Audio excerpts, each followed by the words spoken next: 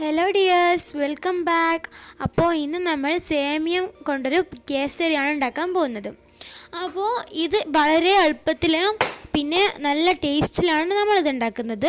അപ്പോൾ വീഡിയോയിലോട്ട് കിടക്കുന്നതിന് മുമ്പായി നമ്മുടെ ചാനൽ ഇതുവരെയായിട്ടും സബ്സ്ക്രൈബ് ചെയ്യാത്ത കൂട്ടുകാരുണ്ടെങ്കിൽ ഒന്ന് സബ്സ്ക്രൈബ് ചെയ്യണേ.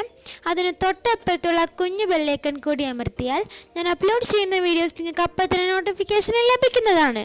അപ്പോൾ നമുക്ക് വീഡിയോയിലോട്ട് കിടക്കാം.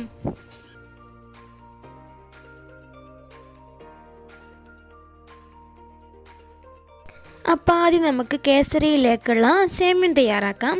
അതിനായി 2 ടേബിൾ സ്പൂൺ നെയ്യ് എടുത്തിട്ടുണ്ട്. മിൽമയുടെ നെയ്യാണ് ഏറ്റവും നല്ലത്. അപ്പോൾ അതിലേക്ക് 2 കപ്പ് സേമിയം ചേർത്ത് കൊടുക്കാം. സേമിയം ചെറുതായി ഒന്ന് കളറുമായി മാറി വരുമ്പം നമുക്കതിലേക്ക് 2 കപ്പ് വെള്ളം ഒഴിച്ചു കൊടുക്കാം. സേമിയൊക്കെ നല്ലോണം തിളച്ച് വരുന്ന സമയത്ത് നമുക്ക് അതിലേക്ക് 2 പിഞ്ച് ഉപ്പും പിന്നെ 3 കപ്പ് പാലും പിന്നെ 3 ഏലക്ക പൊടിച്ചതും ഇട്ട് കൊടുക്കാം.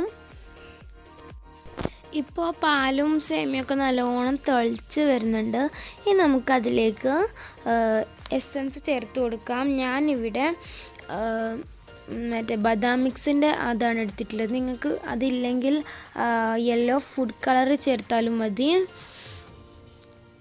അതിപ്പോൾ ഒരു 4-5 തുള്ളിയാണ് ചേർത്ത് കൊടുത്തിട്ടുള്ളത്. കളറ് അനുസരിച്ചിട്ട് കൊടുത്താൽ മതി. ഫുഡ് കളറും ഇല്ലെങ്കിൽ മഞ്ഞൾപ്പൊടി കലക്കിയിട്ട് ഒഴിച്ചെടുത്താലും മതി. ഈ ബദാം മിക്സിൻ്റെ ചേർക്കുമ്പോൾ ഒരു പ്രത്യേക ടേസ്റ്റാണ്. അതിൻ്റെ ഫ്ലേവർ വരുമ്പം ഒരു നല്ല ടേസ്റ്റാണ്. ഇപ്പോൾ ഇത് നല്ലോണം വെന്ത് വന്നിട്ടുണ്ട്. സേമിയെല്ലാം നല്ലോണം വെന്ത് കഴിഞ്ഞതിന് ശേഷമാണ് നമ്മൾ പഞ്ചസാര ഇട്ട് കൊടുക്കുന്നത്. 1 കപ്പ് പഞ്ചസാരയാണ് എടുത്തിട്ടുള്ളത്. നമുക്ക് അതിലേക്ക് ഇട്ടിട്ട് നല്ലോണം ഒന്ന് ഇളക്കിയെടുക്കാം. ഇപ്പോൾ പഞ്ചസാരയും പാലും സേമിയെല്ലാം നല്ലോണം സെറ്റായി വന്നിട്ടുണ്ട്. ഇനി നമുക്ക് ഫ്ലെയിം ഓഫ് ചെയ്തിട്ട് ഒരു ട്രേയിലേക്ക് മാറ്റാം. ഞാനിവിടെ ഒരു പുഡിംഗ് ട്രേയിലേക്കാണ് മാറ്റിയിരിക്കുന്നത്, എല്ലാം നല്ലോണം സെറ്റാകാൻ വേണ്ടിയിട്ട്. അപ്പോൾ ട്രേയിലേക്ക് മാറ്റുന്നതിന് മുമ്പ് കുറച്ച് കാഷ്യൂസും കൂടി ഇടണം. എന്നിട്ട് നല്ലോണം ഒന്ന് മിക്സ് ആക്കിയിട്ടാണ് ട്രേയിലേക്ക് മാറ്റേണ്ടത്. ട്രേയിലേക്ക് മാറ്റിയതിന് ശേഷം നമുക്കൊന്ന് നല്ലോണം ഒന്ന് പ്രസ് ആക്കി കൊടുക്കാം. എന്നിട്ട് നമുക്ക് അതൊന്ന് സെറ്റാക്കാൻ വെക്കാം. അത് നല്ലോണം തണുത്തതിന് ശേഷമാണ് നമ്മൾ കഴിക്കേണ്ടത്. അപ്പം എല്ലാം തണുത്തതിന് ശേഷം നമുക്ക് കഴിക്കാൻ തുടങ്ങാം. അപ്പോൾ നമ്മുടെ സേമിയ കേസരി ഇവിടെ റെഡി ആയിട്ടുണ്ട്. എല്ലാവർക്കും വീഡിയോ ഇഷ്ടപ്പെടുമെന്ന് വിചാരിക്കുന്നു. എല്ലാവരും ഇത് ട്രൈ ചെയ്ത് നോക്കണം.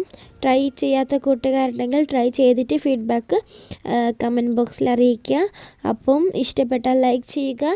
സബ്സ്ക്രൈബ് ചെയ്യാത്ത കൂട്ടുകാരുണ്ടെങ്കിൽ സബ്സ്ക്രൈബ് ചെയ്യുക. അപ്പോൾ അടുത്ത റെസിപ്പിയുമായി വരുന്നത് വരേക്കും ബായ്.